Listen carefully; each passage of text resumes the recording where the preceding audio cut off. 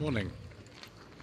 Today is the 22nd of July and this is Swanmore, which is in East Hampshire. It's a little village in the middle of nowhere really. But I found out quite recently that they had a little show every month on one of the Saturdays, and there's a coffee shop over there. It's called Barnaby's coffee shop, and they just have a little gathering. I think it's no more than 50 cars here or something. Just thought we'd take a little shambolic shuffle around. Hopefully we won't fall over. We'll probably get things wrong over years because that's what sort of happens, and then we've got wind noise, and I think we're going to be fighting with copyright Fario as well, so you know, never mind. So there we go. I've got my trophy out for the Volvo because it is for sale, and it did win that, which makes it look a bit better than it actually is, which is you know, quite nice, I suppose. Right, next we've got something else for sale. 1971 Land Rover Series 3. This is, I think, an 88 wheelbase one. Certainly very early on a K. So please call 07768 018818. It's a very good number, isn't it? Original body and chassis. So basic, these things, but you can tell it's a Series 3 straight away because the instruments are actually in a sensible place as opposed to the middle of the dash where you just sort of bend over and look at them. So a little bit better than the lightweights, which retain the Series 2 dashboard, or 2A I should say actually by the end. Classic colour, of course, for Land Rover. The bodywork is Berber bright, so that won't be corroding. The chassis obviously made of steel. Couple of stags here, very late one, and on S, that's 77 only actually. So very late Mark II. This one's a manual. Oh, another one's turned up. There's 3 of them here. That one's got the hard top. You might need that today, unfortunately. It is a little bit on the damp side. Can't remember if what colour this is. Obviously it's a different colour from the one next to it. They're all red actually, but I think they're 3 different reds, which is really strange. Another Mark II stag here, 73, 74 registration. I think this is my favourite colour of the 3 of them, this one here. Chrome seal covers. Yeah, it's a Mark II. One of the ways to tell is that the Mark 1s have lights in these pillars either side. This one doesn't. There's other things you can look at as well. This one's an auto, like the one that I drove in May was. And yes, you can put people in the back if you really want to. It's a bit cramped in there. Spot lamp on there as well than that one. Yeah, they are nice cars to drive, but I find the steering a little bit light on them, for my tastes. Lotus Elans. I think this is a Sprint, this one. Just if we put the letters actually onto the grille for the number plate. It's not really a plate at all, is it? Yeah, Elans Sprint. That, I think, is much later than the car, but it says 78. This isn't 78 at all. It's about 1972, 73. So one of the last of the sort of classic shape of the Elan. See, you've got electric window switches in there, and the good old door handles that were used in the Leyland DAF and LDV vans on the inside until the 1990s. Excellent. Classic colour scheme actually for the Sprint like this. Absolutely amazing. I think this is a genuine Porsche 356 rather than a replica. There's so many replicas of these out there these days. I think this is a genuine 356. 1.5 litre engine. I think this is from the mid-1950s. I wouldn't be sure. But we do have very nice biscuit leather interior. There is a beige leather interior here somewhere, but this is a biscuit one. That's worth a lot of money. Personally though, I actually prefer this. This is a Mazda MX-6, 1992 to 1993 plate on a K. I think we've seen this before actually. I would really like to have a go in one of these. I've never been offered one on the channel, but it is similar to the Ford Pro built, I think, in the same factory in Flat Rock, Michigan. Typical kind of early 1990s Mazda rear end. And we've got another Porsche here. Now, let's see if this is a genuine one or not. I don't know. I'm not sure of this one. The wheels, to me, kind of suggest it isn't. It's one of these ones with a Beetle chassis in it, but I could be wrong. That one, I think, is original. Still, you know, these things are still worth a full lot of money. It's just, you know, we're talking all the magnitude of a lot of money. Also a lot of money, we've got some E-types here. This is a Series 3 E-type, it's a V12. Now this replica tax disc in here suggests it's a sort of 72, 73. Still with a really weird and awkward handbrake. I have driven an E-type, and the handbrake is one of the things you just got to get used to. Otherwise you take the skin off your knuckles if you're not careful with that. We can see here the difference between, this is a Series 1 4.2 Roadster, this is the Series 3. You can see even the exhaust pipe arrangement is very different. This one will be from after 65, I think. The 4.2s came in 65. Again, both of these cars have got this enormous bank of switches in the middle, this huge number of switches. And having driven one of these, yeah, they do have a lot of them. But just the most amazing cars to drive. Quite heavy at low speed unless you've got power steering. Not all of them had that. This one is a Southampton area plate. I don't know if it's the original plate of the car or not, actually. By this stage it would have had a suffix plate, I think. But it is pretty amazing. We've actually got some very nice cars here indeed today. 1977-78 Triumph Dolomite Sprint. This is, I think, Harvest Gold. I could be wrong. It's in absolutely amazing condition, this one. It looks even better actually in real life than it does in video, which is unusual. One thing the owner's done up, I think, to protect the interior, because they are prone to the seats actually ripping, is put some seat covers on, which is probably sensible. And of course, we've got a Panama hat, because you know, why not? We've got 3 minis here in a row. This is a really early Mini Mayfair. I can't remember if they came out in 82 or 83, but the plate is an 82 83 registration. The wheels have been changed on this. The Mayfair lasted, oh hello, disembodied hand. The Mayfairs lasted until I think 1996. I think the last Mayfairs were made. They lasted as a badge on a Mini far longer than any other Austin Rover or Rover Group car. But that looks very original, actually.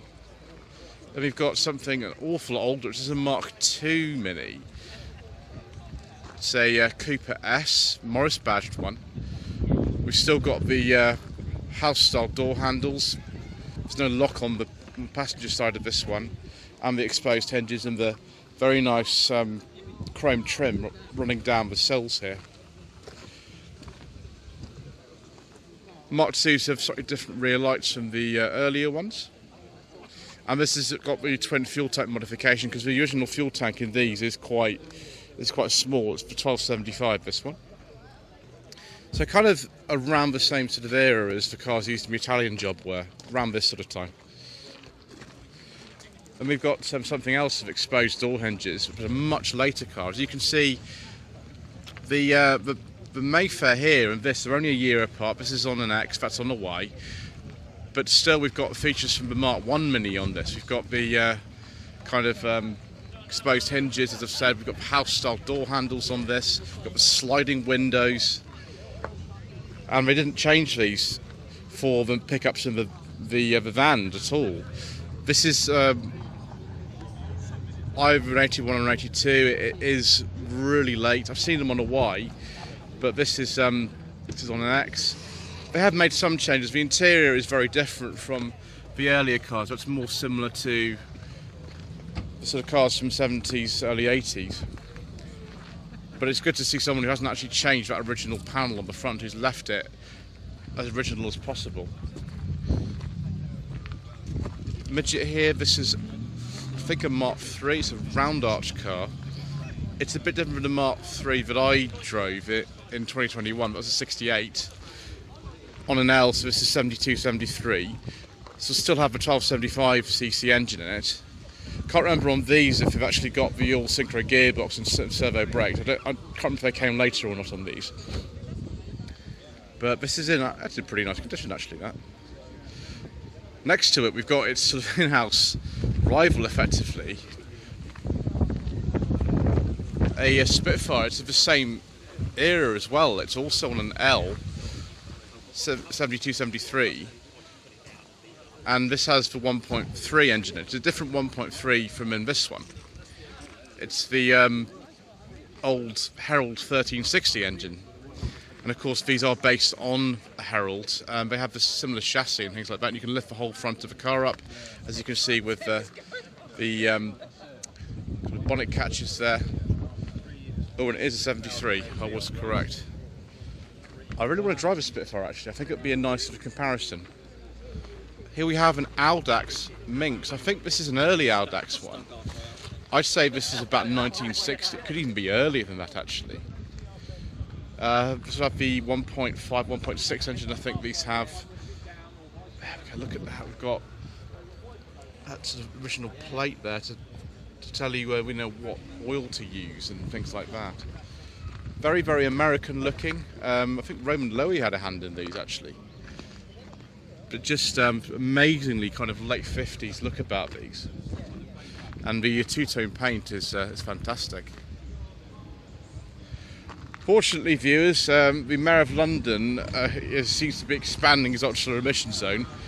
And so we're going to have to do what we always do and not talk about diesels on this channel. So that Land Rover we can't talk about. We can, however, talk about this Austin A40 Farina. This is a very late one, a 67. This is the last year they made these. I think these are road-style painted wheels on this. Little wind deflector on there. Little aerial at the top. Copy of the sun. And this is the standard saloon body style. It's not the Countryman. The Countryman actually had a hatchback on it. It's one of the very first cars to have that on a small car. This is the standard one. And then we have Triumph TR5 67, 68 registration with the Lucas mechanical fuel injection. In America these are the TR250 with the carbs, but this is one of the first cars to have fuel injection sold in this country. There was some even earlier I think, but this is one of the ones that's first in this country. And that's a classic colour for them as well. Also literally a classic is this Ford Consul Classic, or Consul 315 they're sometimes called. They were only made for a very short period of time, 61, 63, and a very unusual engine capacity I think on this is an early one. It is 1.34 litres, later enlarged to 1500. The thing is that with these, the styling kind of got very dated very quickly for the taste of the time, and they were very expensive to build. So they actually discontinued this car quite quickly. The Consul Capri, that was a variant of this, lasted a little bit longer. They discontinued this in favour of the Ford Corsair, which is a much cheaper car to build and had a bit more sort of, I don't know, long-lasting styling than this. Morris 8, this would be from I think the 1930s. Look at this tiny little simple engine. I think, as Mr. Bill of the Fuel Power channel says, this one is for sale. So call 07710 654 286. Still looks, you know, for a car that was very simple. I think that the Morris 8s were advertised for just over £100 from memory. It wasn't a lot of money. It looks sort of luxurious inside there. And, oh viewers, this is exciting, isn't it? Another Dolomite Sprint. This is a much earlier one than this one. This is on an M plate, so 73, 74, and it's full professional spec. This is really similar to the car that was used in the first series of professionals, which was POK 76R, driven by Lewis Collins on the, some of the early episodes. The car was later replaced in the series with a Ford Capri later that very year. But this is just amazing. It looks very similar to it indeed. It's even got the head restraints in it. There we go, Triumph press release of a Sprint. 73 was the one they came out.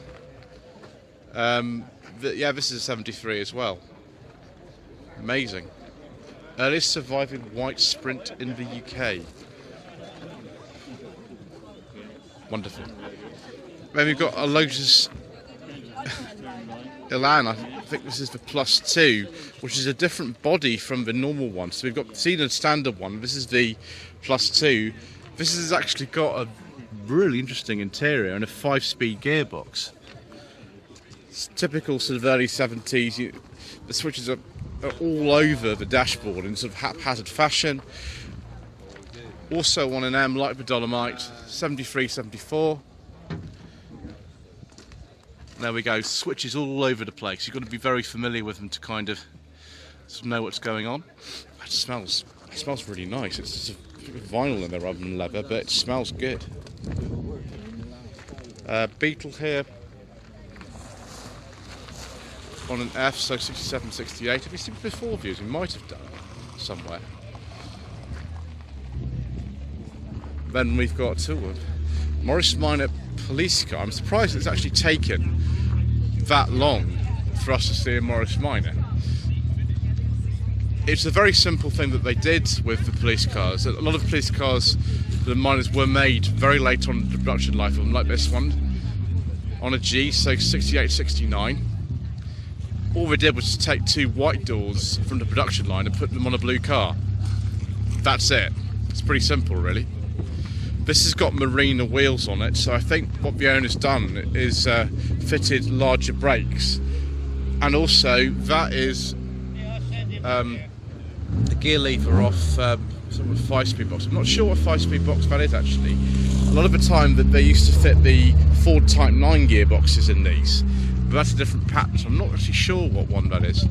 And then the good old Morris Minor Centre was funded by Charles Ware in Bath, where this is probably spent some time. These things have to be taken off when you drive them on the road to prevent somebody kind of thinking you're an actual police car.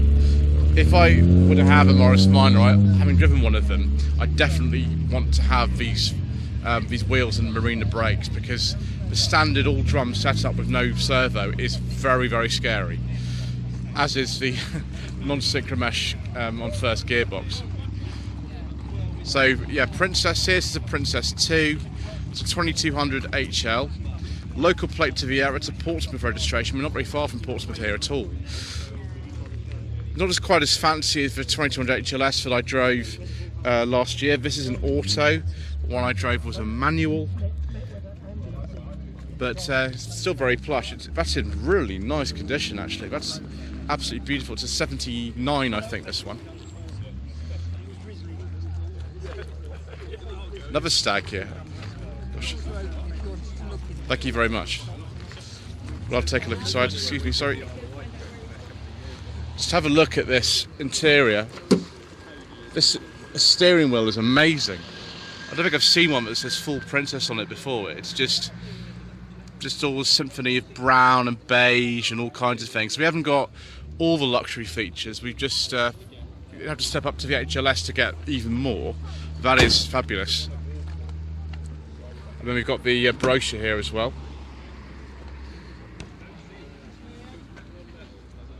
New Princess, so this is the Princess 2. So that's an HLS there with the full vinyl roof. That's a Reynard, I think was named that colour, with the wheels and things. That is just fabulous. I love stuff like this. Style and distinction and grace and performance, absolutely. Thank you.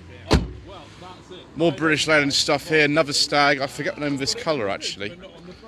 This one, again, I think is a Mark II on an 73, 74 plate. And then something I wasn't expecting. It's a Vauxhall VX220. I thought when I saw this event advertised it was the car's over 30 years old, but this is definitely not over 30 years old. It's from the early 2000s. Nevertheless, I quite like these. It's basically a Lotus Elise Series 2, but with a Vauxhall designed body. and some sort of Vauxhall bits. One thing the Elise and the XC20 are in common though is the fact that they've got Mark III Vauxhall Cavalier indicator and wiper stalks. Some of the interior bits are a bit different, but fundamentally the cars are quite similar underneath. Engine's completely different. This is a 2.2, I think. There was a turbo version as well, but I think this is the 2.2 4-cylinder. Then we've got this, which is an extraordinary thing. This is not an FX4 taxi. This is an FL2D private hire saloon, which is completely mad. I've never seen one of these before in real life. If you wanted to have this but didn't want the version that was actually designed for use in London as a taxi, you could buy one of these. As you can see, there is no taxi sign on the roof of this at all.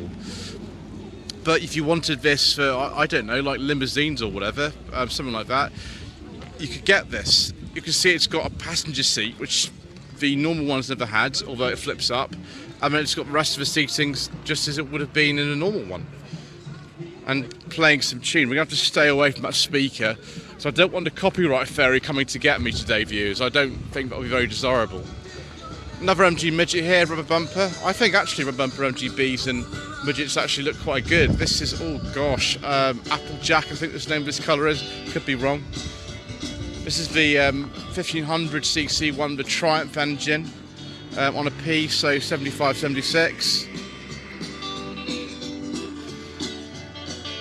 Delicious. Also delicious is this Lancia. Wow. 1967 this one is from. Right hand drive, so I'm assuming a UK car. It's a really pretty little car. They were very expensive when they were new. And this is the Flavia 1.8 Cabrio. With design, I think that means it's from Vignale, could be wrong. Just amazing. I love that.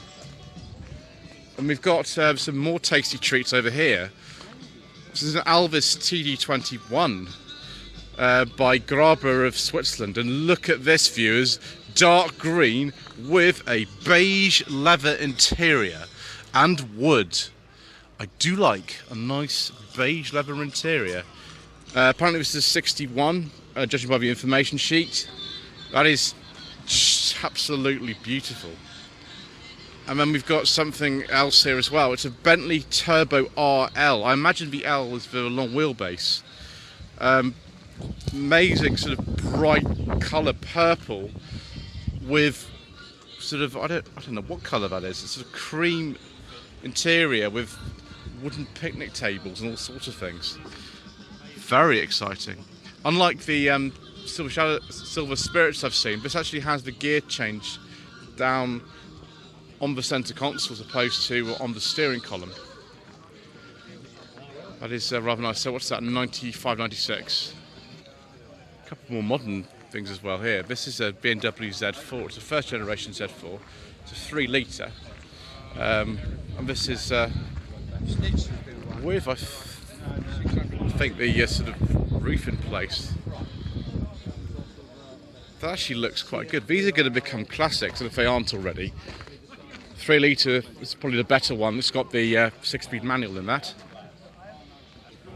One of these Stags has gone and been replaced by this customised midget. So it is a midget. Most certainly, look at the rear bodywork, it certainly is. But someone's put like a different front end on this. Thing is that all of these are based on the original Austin A40 Frog Eye Sprite, which had a bonnet kind of like this that you could lift up. So, see, at some point somebody decided to build this. It's from 1967, 68, and it looks quite good actually.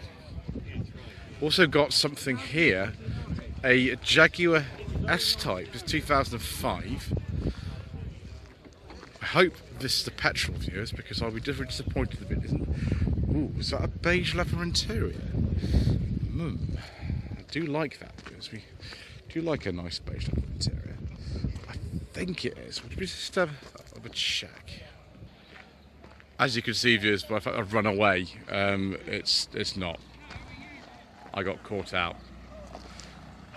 Mayor of London and your ultra emission and clean out zones that your friends are introducing all around the country. Anyway, we've got a nice Porsche Boxster S here. I think this is the 2.7, so it's an early one, this. Yeah, so the 2.7 was a bit later. The early one was 2.5. I do apologise. My Porsche knowledge is rubbish. So, yes, we get things wrong all the time on this channel, which is why I always apologise at the beginning of the video. Sadly, we are going to have to sort of call it a day here, viewers, because the rain is starting to come down. So thank you ever so much indeed once again for watching. Please don't forget to subscribe to the channel, like this video in the comment below, and we shall see you again tomorrow for more incorrect information.